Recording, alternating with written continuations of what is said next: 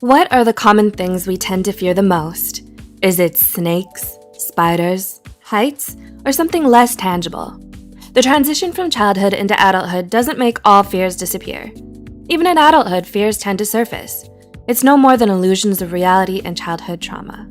No, I'm not saying everyone had a terrible childhood or are out of touch with reality. Fear is there for a reason. Fear helps us to avoid situations or things that will threaten our survival. So, here are 7 common things we tend to fear. 1. Fear of abandonment. Being abandoned by others is a fear that almost every human has experienced at one point in their lives. Have you ever felt abandoned at some point in your life?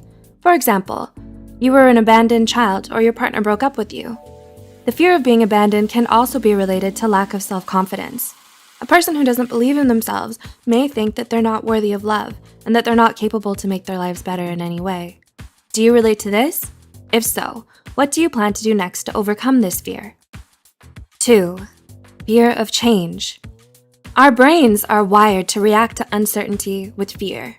When humans were still cavemen, overwhelming caution and fear ensured survival, but that's not the case today. Sometimes, the fear of change may be hindering us from pursuing something better.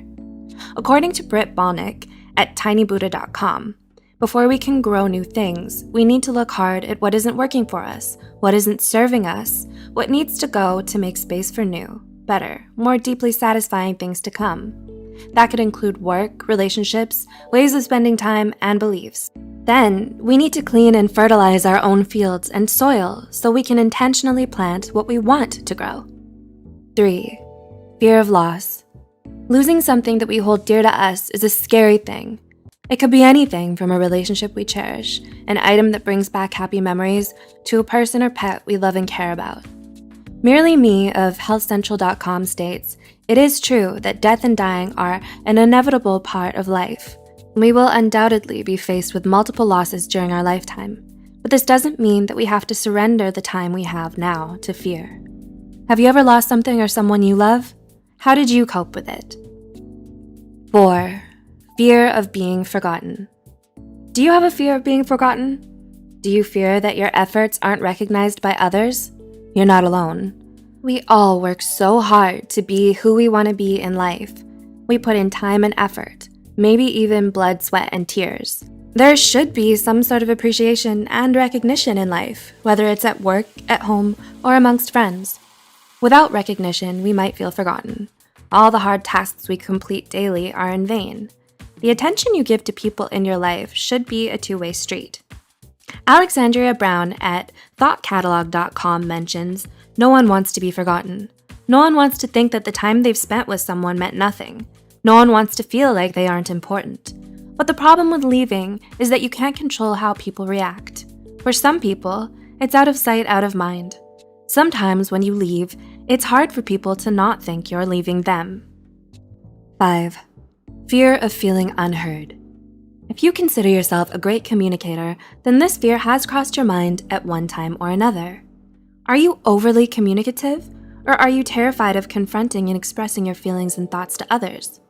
Pathwaytohappiness.com states, "Sometimes we feel we're not being heard. Sometimes that feeling is from an accurate assessment of other people's behaviors, and sometimes it's just us.